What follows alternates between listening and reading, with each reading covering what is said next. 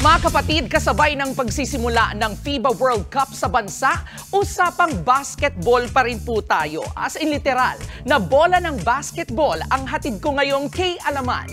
Unang tanong, bakit nga ba orange ang kulay ng basketball?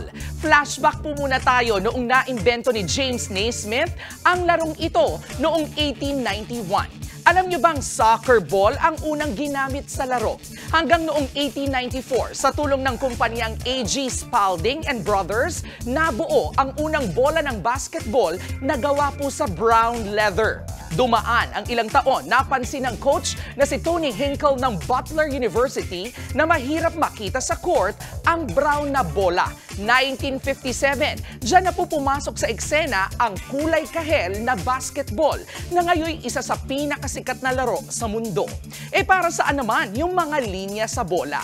Ang paliwanag po dyan, for easy gameplay raw ang point niyan. Mas madali kasing nahahawakan ng mga player ang bola dahil sa mga nasabing linya. Eto naman, alam nyo ba na nag-iiba-iba rin pala ang disenyo ng mga bola ng basketball konforme sa liga ng bansa? Tulad na lang nitong bola sa Amerika. Classic lang na orange na may black interlocking lines. Sa Russia, agaw pansin ang kanilang official ball na blue and orange ang design. Black and orange naman ang disenyo ng opisyal na bola ng Spain basketball. At dito po sa Pilipinas, sleek ang forma ng bola dahil sa puting interlocking panels nito. Sabi po ng mga eksperto, hindi lang for aesthetic ang mga disenyo ng bola. Napili ang mga yan para mas makaturong law sa paglalaro. Speaking of paglalaro, ilang minuto na lang sasabak na ang ating mga pambato sa FIBA World Cup.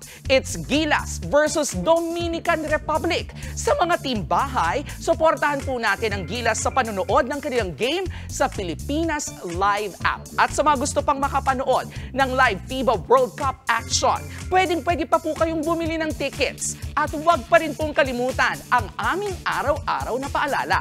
Ang K-Alaman ay K-Yamanan. K? Okay! Mga kapatid, Cheryl Cosing po, huwag maging bilis at maging una sa lahat para sa tuloy-tuloy na balitaan at karagdagang impormasyon sa mga napapanahong issue ng lipunan. Tumutok lamang at mag-subscribe sa social media pages ng News 5.